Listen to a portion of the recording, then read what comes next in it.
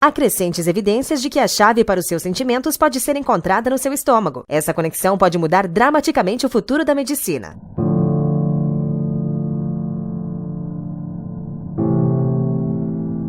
O Dr. David Agus junta-se a nós novamente de Los Angeles. David, bom dia. Vanina. Isso é realmente fascinante. E de uma certa maneira não é uma surpresa quando você pensa sobre isso. Mas qual é a ligação? Bom, você tem 10 vezes mais bactérias no seu intestino do que células humanas no corpo. Essas bactérias são uma parte-chave de nós, e elas metabolizam a nossa comida e controlam muitos níveis de hormônios. E há uma conexão direta dos intestinos com o cérebro chamado de nervo vago.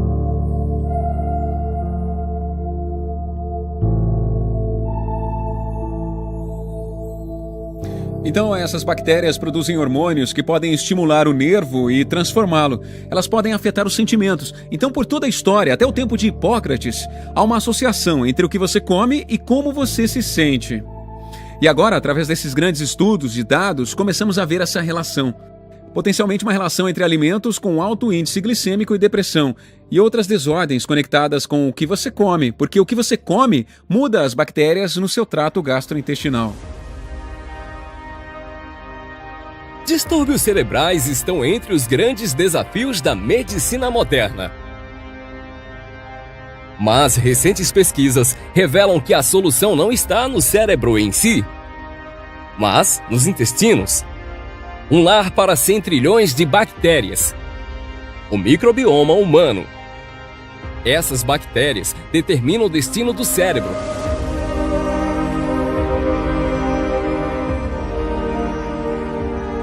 Por estimular a saúde dos intestinos, você pode abrir a porta para uma saúde cerebral sem precedentes. Um novo estudo descobriu que nossas bactérias intestinais estão ligadas ao peso, gordura e bons níveis de colesterol.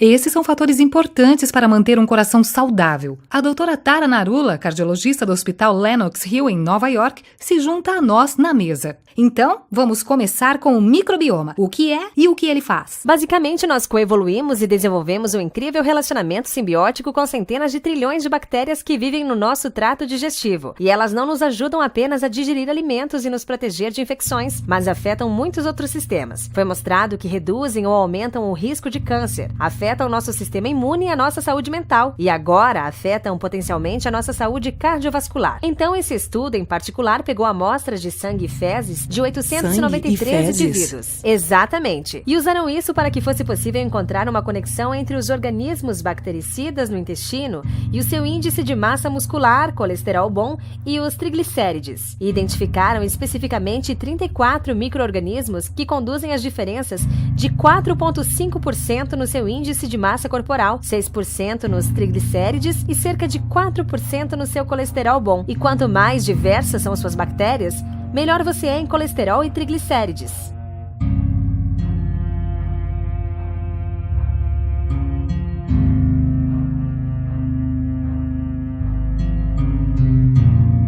Em termos de diferentes tipos de tratamento que já fazem coisas desse tipo, como que isso agrega em termos de regular os seus intestinos e sentimentos? Agora mesmo, a maior parte dos tratamentos que temos para desordens psiquiátricas sobre como você se sente tem como alvo os hormônios no cérebro. Daqui para frente, o que provavelmente faremos é mudar a bactéria, que atingirá a causa na raiz ao invés do final do processo, que seria atingir o cérebro. Então é um momento excitante. O problema é que há 22 mil tipos diferentes de bactérias em cada um de nós. Este é um campo novo, um campo que está crescendo e subitamente sabemos que há essa conexão. E o desafio será mudá-lo para que possamos nos beneficiar dele.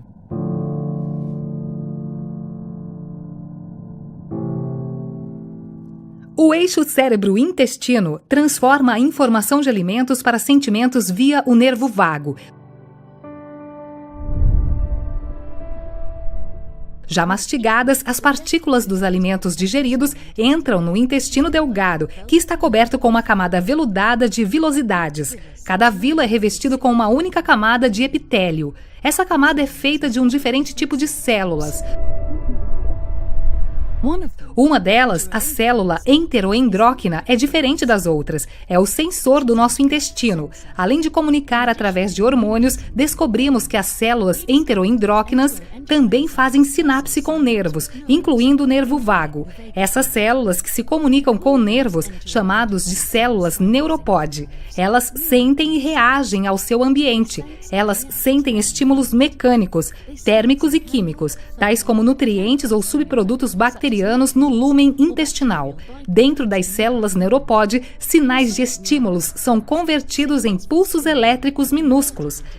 Esses sinais propagam via sinapse para o neurônio eferente do nervo vago. Neurônios do nervo vago transportam a informação sensorial para o tronco cerebral, conectando os sinais gerados dentro do intestino delgado para o cérebro. A conexão de células neuropode com o nervo vago serve como um condutor para que os alimentos no intestino influenciem as funções cerebrais em segundos.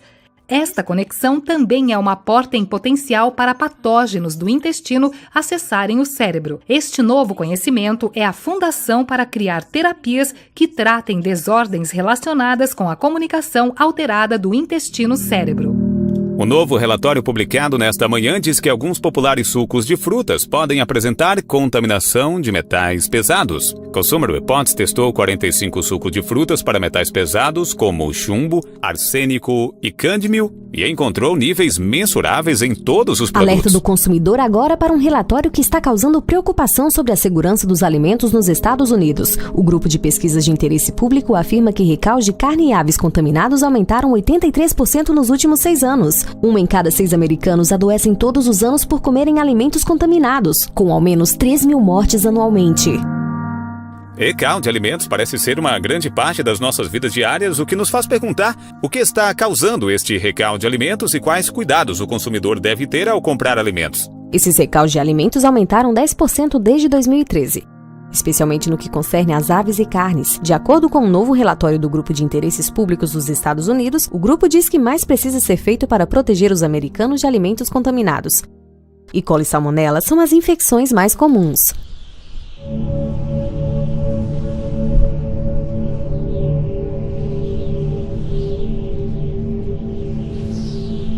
A conexão entre cérebro e intestino. Se você já sentiu ansioso, pode ter dito para si mesmo: tenho borboletas no meu estômago, posso senti-las. Mas estudos inovadores descobriram que o seu intestino pode estar perturbando o seu cérebro. Por alterar as bactérias nos nossos intestinos, podemos alterar o nosso humor e comportamento. E um novo estudo pode mudar a maneira como entendemos e tratamos uma variedade de doenças mentais. A doutora Holly Phillips está conosco para explicar o que tudo isso significa. Holly disse para nós: isso é muito importante. A das pessoas não vê uma conexão entre o seu cérebro e sua barriga. É uma explosiva área de pesquisas e nos referimos a ela como eixo cérebro-intestino, basicamente as nossas vísceras. Os nossos intestinos, nós nos referimos como as nossas vísceras. É o nosso segundo cérebro. Ele possui milhões de neurônios e tem mais neurotransmissores como serotonina que afetam o nosso humor e tem até mais do que o próprio cérebro. Então, você sabe a maneira como isso funciona se já se sentiu alguma vez emocionalmente chateado. Você o sente na sua barriga, quer que sejam borboletas ou náuseas ou dores no estômago. E as pesquisas estão agora apontando para o fato de que é uma via de mão dupla e que se seu sistema digestivo está irritado por alguma razão, você pode sentir isso no seu cérebro. E pode se manifestar como uma dor emocional ou doença mental ou ansiedade e depressão. Para muitos americanos, comer saudavelmente será o maior objetivo do ano novo. E um especialista diz que devemos começar por eliminar o glúten. O Dr. David Perlmutter afirma que comer alimentos ricos em carboidratos causa inflamação cerebral e pode provocar desordens neurológicas como ansiedade, depressão e ADHD. Perlmutter revisou e atualizou o best-seller de 2013, A Surpreendente Verdade sobre Trigo, Carboidratos e Açúcar, os assassinos silenciosos do seu cérebro. Mas em uma declaração para a CBS, a Associação de Açúcares diz isso: açúcar é melhor consumido com moderação e décadas de pesquisas apoiam esse fato. Dr. David Perlmutter, bom dia e bem-vindo à mesa. Deixe-me primeiro responder a questão sobre o açúcar. Devemos crer definitivamente na indústria do açúcar, como deveríamos ter crido na indústria do tabaco, quando eles nos disseram que fumar cigarros era bom para a nossa saúde. Mas ter algum grão, desde que seja gluten-free, não é o fim do mundo. São os carboidratos totais que estamos interessados. É interessante que o último segmento foi sobre como junk food afeta o seu sono. E isso afeta diretamente a função cerebral no dia seguinte e a longo termo. E acho importante entender que as escolhas que fazemos hoje, enquanto somos jovens, terão efeito no cérebro à medida que envelhecemos. E quando isso acontece, é muito pouco que possamos fazer. Então, a prevenção é o mantra do dia. Você ouve falar sobre sobreviventes do câncer, mas nunca sobre sobreviventes do Alzheimer. Exato. É incrível como o Jornal da Associação Médica Americana, no mês passado, publicou um artigo dos assim chamados medicamentos para Alzheimer e indicou que não só eles não funcionam, como na verdade estão associados com um declínio cognitivo mais rápido. Então temos que realmente enfatizar a prevenção e temos este entendimento agora. Você está sugerindo que o trigo causa Alzheimer? Eu estou sugerindo que o açúcar e carboidratos altos estão com certeza relacionados com o Alzheimer. É uma doença evitável e baseada grandemente sobre o que você come. Tem tudo a ver com os carboidratos e em grau menor com a sensibilidade ao glúten. Mas os grandes jogadores aqui são o açúcar e os carboidratos, que se infiltraram na dieta do mundo moderno e estão absolutamente nos tirando dos trilhos em termos de saúde.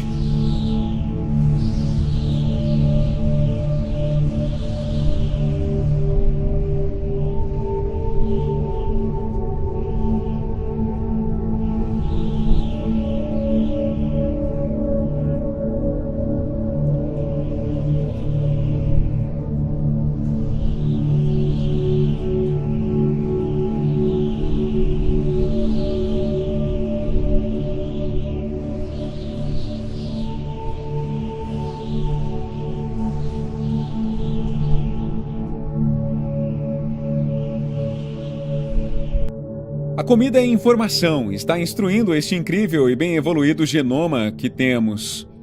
E isso é o que me impressiona.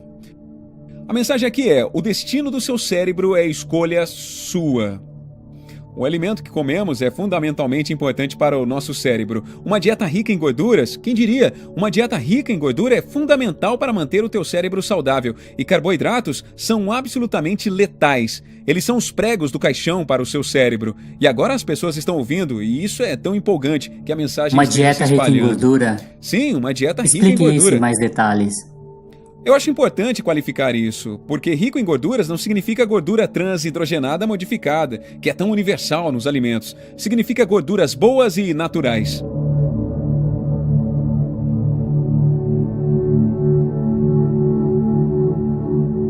O seu cérebro é 60% a 70% de gordura e é construído da gordura que você consome. Quem diria? De onde mais poderia vir, certo? Qual é a revelação aqui? Fomos enormemente enganados de que a gordura é nossa inimiga. Nos tornamos gordurofóbicos por causa da doutrina do governo. Porque o Departamento de Agricultura dos Estados Unidos assim o disse. A missão do Departamento da Agricultura é ajudar os agricultores a venderem os seus grãos. Por isso comemos mais trigo. Então eles estão ajudando os fazendeiros a cultivar e vender os seus produtos e os estão ajudando no processo final, por fazer as pessoas comerem mais dessas coisas. E isso é letal para o seu cérebro, seu coração, seu sistema imunológico, aumenta o risco de câncer. O que mais que você precisa? Então, uma pergunta. Em primeiro lugar, de onde vêm os meus microbiomas? Bem, como muitas coisas, começam com as nossas mães. Quando o bebê passa pelo canal de nascimento, ele é envolvido com os micróbios da mãe. Esses micróbios meio que semeiam o bebê com uma mistura exata. Combinados com bactéria e leite materno e outros micróbios que encontramos anteriormente, eles parecem tomar forma lentamente nos nossos primeiros anos de vida. O mix geral de micróbios se torna muito pessoal, como uma impressão digital ou um tipo sanguíneo. E nossos micróbios se assemelham aos dos nossos pais e parentes e permanecem conosco a vida inteira. O maior e mais importante habitat dos micróbios parece estar nos intestinos. É o mais complexo, o mais diverso, e tudo que os micróbios estão fazendo em qualquer outra parte do nosso corpo, lutando contra infecções, acelerando e amortecendo nosso sistema imune, sinalizando células. Tudo acontece no intestino como numa cruzada. Eles parecem até mesmo regular o nosso metabolismo, quanto energia queimamos e quanta gordura guardamos. Então, se por alguma razão não estiver funcionando devidamente por causa do que comemos ou dos antibióticos que tomamos, isso, na verdade, pode levar para todo tipo de doença, como câncer de cólon, colite e talvez até mesmo diabetes e obesidade. Alguns cientistas acham que uma razão para que muitas doenças estão aumentando seja porque perdemos importantes micróbios do intestino. Os nossos microbiomas se parecem muito menos diversos comparados com de pessoas vivendo em países menos desenvolvidos e em gerações anteriores. E lembram-se como obtemos os nossos microbiomas em primeiro lugar? Das nossas mães quando nascemos e do leite materno. Bem, alguns cientistas pensam que muitos bebês não estão recebendo isso por causa de todas as cesarianas e insuficiente amamentação, além de todos os antibióticos que as crianças recebem nesses dias e nossa obsessão por limpeza. Tudo isso ajuda a explicar por que problemas como asma e alergias estão aumentando. Talvez porque os nossos microbiomas nunca ensinaram o nosso sistema imunológico como funcionar da maneira certa. Talvez engolir bons micróbios, probióticos, possa prevenir e tratar algumas doenças, assim como tomar probióticos, comidas que os micróbios adoram.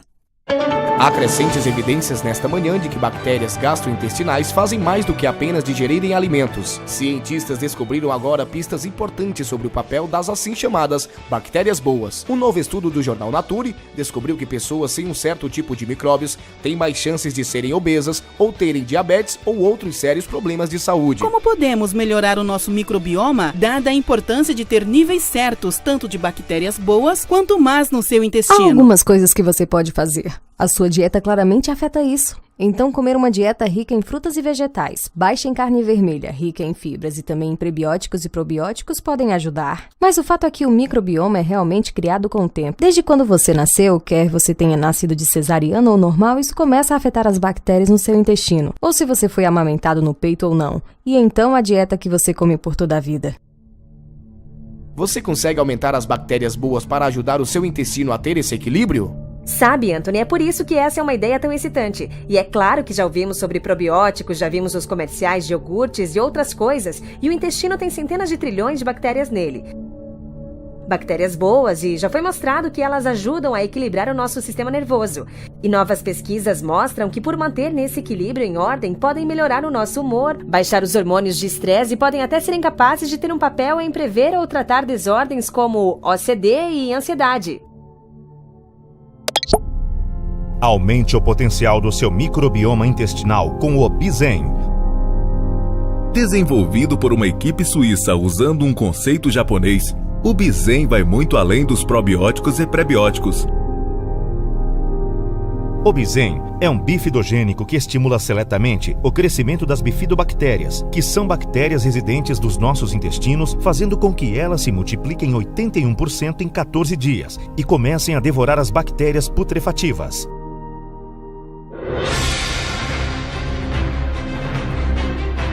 Sem glúten, sem lactose, sem gorduras trans, sem transgênicos. Aumentando as bactérias bifidogênicas e fortalecendo esse exército do bem, a sua microbiota ficará livre dos agentes malignos que tanto prejudicam nossa saúde. Adquira através do link na descrição.